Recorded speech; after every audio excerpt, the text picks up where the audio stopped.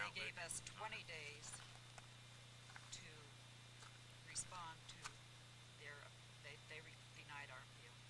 They gave us then 20 days to appeal to the National Director of Department of Service, which the National Director is Robert Stanton. The Regional Director is John Reynolds in San Francisco. So, you know, they can take 6 months to answer. We get 20 days to answer. Our response is 38 pages long. That was just sent out in months, so who knows, they may take another 6 months. And probably will deny the appeal again. And at that point in time, it will have to go. There's 2 courses of action. They have shown an interest and have offered to purchase the mine. Yeah, I'm going to see just how well this puts you.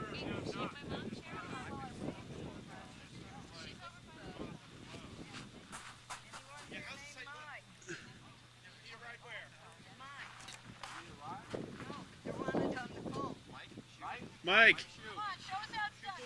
Oh, he's on the phone. Yeah, he's on there now.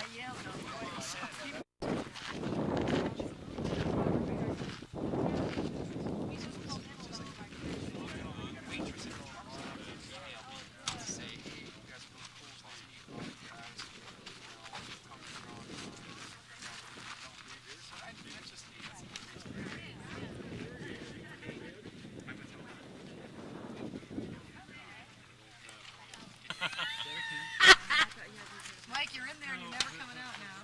Oh, wow, they hung up. Here like in front. The slower the speed you go, the more light you need. Okay. And normal film comes around 150 feet. Oh, that's great. The film I was shooting on, you guys just shot 6.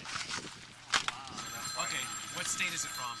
If it's French, I'll... Well, let's shoot you. I never got a picture of the 2 of you together. No, never. What are you thinking about, man? Right, Yeah. the camera. Take my hat off. mean? Oh, come on. Okay, 1, 2, 3. Like left or right? Oh, that's great. Just Okay. You know the mine story. Where are you calling from? I'm trying to find my shirt. She's on You're calling from Las Vegas, Nevada. over. And the other thing is, like, in a lot of, you think about, like, you study temples and all the things that we've gone to, like Graceland, big long driveway up to the house. We went to the world's largest cross, which is in some Groom. TR was telling me about that. Groom.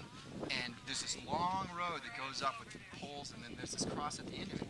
And so, like, temples and things are always at the long road. Well, here's, like, it's not the most significant temple in the whole world, but it stands for people communicating with people. And you go on a journey someplace, and you prepare yourself, and by the time you get there, you're prepared for whatever experiences you're going to have.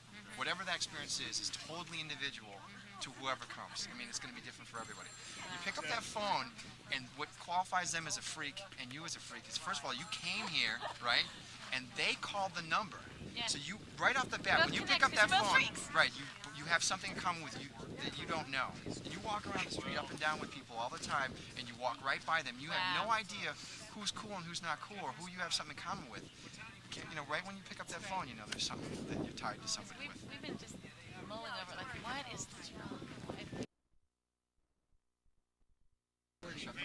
Well, if you were running apart, probably would be some discretion involved in whether you were Yeah. Well, no.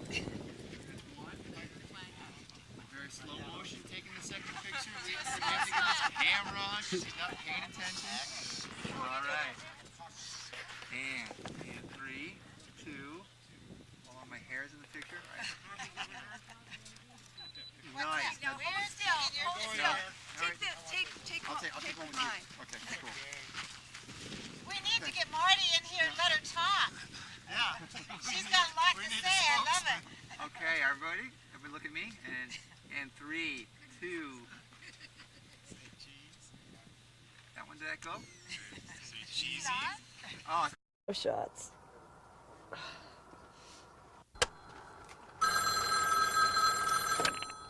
Mojave Desert phone booth. Hi.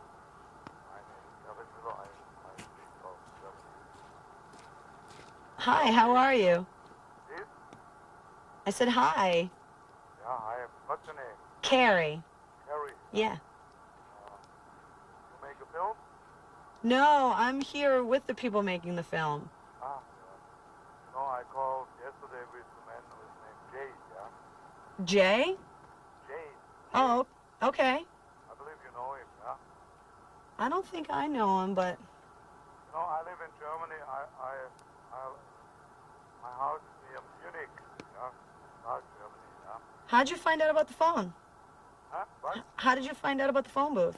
So, last year, July, June or July, German private TV station, they sent the film, half hour of the food.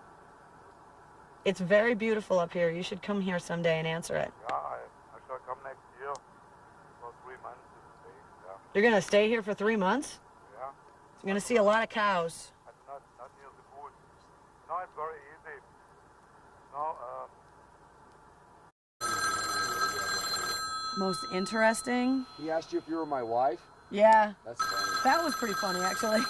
I'm too old for you. What the hell are you talking Every one of them's different. It's not that there's one that's any more interesting than the next, because there's a story behind every one of them, and trying to find out why it is that they're calling is the funny part. Some of them have really extreme lives, and some of them are really normal, but they all kind of have this one thing in common that makes them call the booth. And so, I don't know. It's interesting enough that I'm standing here in the middle of the night answering a phone, so it makes everyone interesting. I'm gonna get the phone. Mojave Desert phone booth. How can you get pranked in the middle of the desert? I would think that if you could go home, you could get pranked, but here, I think they got bored.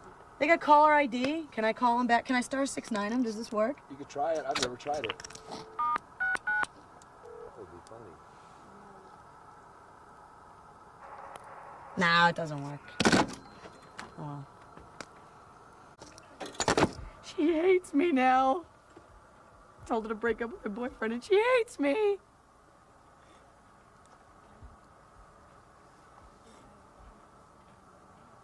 I can't believe I'm standing here right now. Yeah. It's such a trip. Are you tired? I'm tired, but it's not like it's not that I've been doing anything that would make me tired, and it's not that I haven't slept.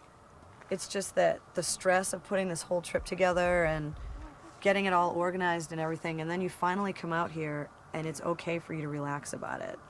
And it's okay for you to not have to worry about who you have to call or what you have to do. And through most of the way out here, we always had television stuff we had to film, or calling the radio station, or trying to find out where we were going or what was going on. And now that I'm here, I'm just kind of standing here in awe of the fact that I'm here at all and that I don't have to do anything.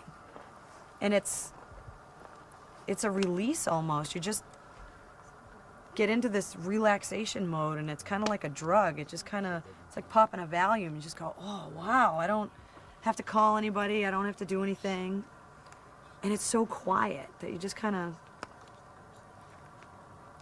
fall into it. And it's not that I'm exhausted. I think I'm just not used to being able to relax. And it's such a foreign feeling for me that when it actually happens, I'm just like,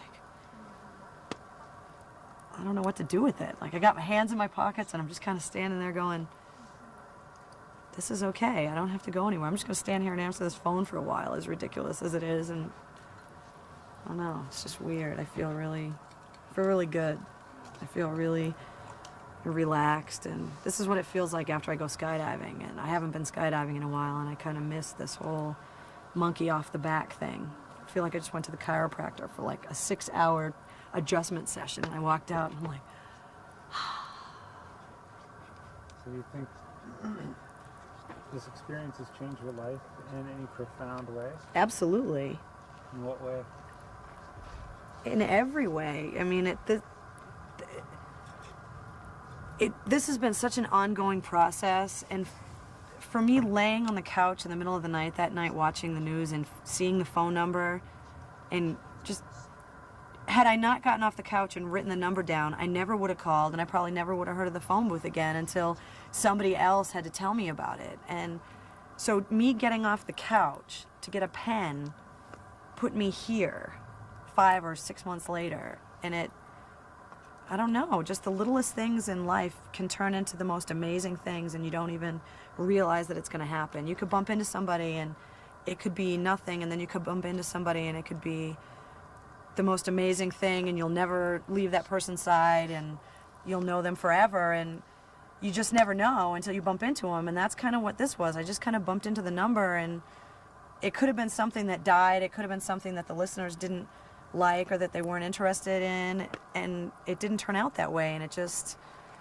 now I'm standing here 6 months later realizing that, you know, I made some phone calls and I kind of put this whole thing together, and now the action and the outcome of all of that is the fact that I'm standing in a place that I never thought in a million years I would be at, that is more beautiful than any photograph, than any picture or description or, you know, phone call or anything. And I'm just kind of here, not even believing that I'm here, and at the same time absorbing every second of it. And it's just, it's overwhelming in every sense, and every one of my senses is peaked out right now, and I'm just trying to see how far I can see, and hear how far away I can hear the littlest noises, and smell the clean of the air, and feeling the sand, and just everything. It's amazing. Mojave Desert phone booth. Who's this? I can't hear you. Your cell phone is awful. Is it? Yeah. Is it raining up there? No, it's not raining at all. It's beautiful. I'm in let me see right here. I'm in Rose Beach, California, and it's raining. I can't hear you. Speed and marker.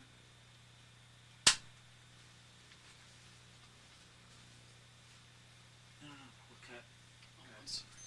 Good Lord. That was quick. That was quick. Was that the end of the interview? I was supposed to leave that, wasn't I? Yeah. Charlie, take 2. Sound speed, marker.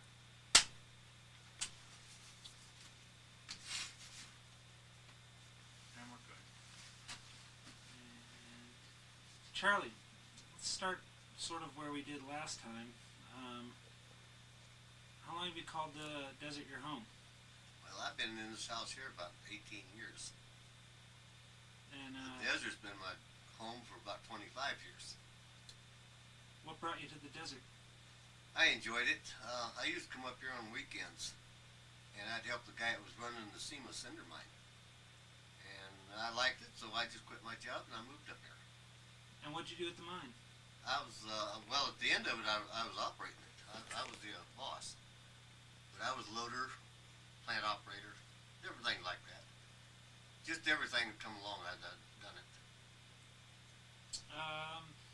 What is living out in the desert? Can you describe what the most unusual thing you've experienced out here? Well, I don't like the flash floods. But as far as anything else, it's just nice and quiet, peaceful. There's not anything really worried about out here. You just love the desert and you just enjoy it. And what do you think of Booth?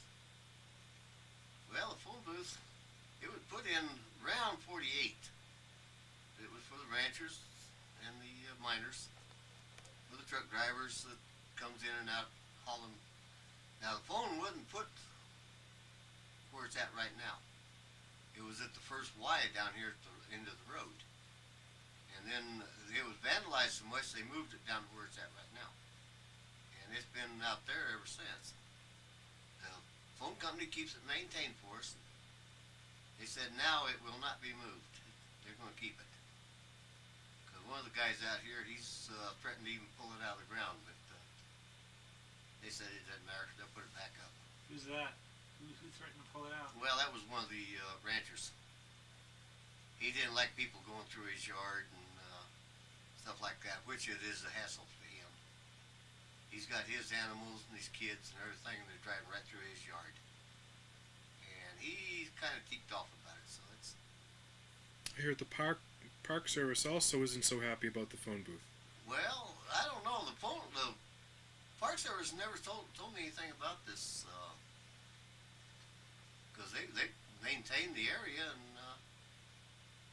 I've helped them put the signs up or put in the reserve. I went with the rangers and putting in the they've never complained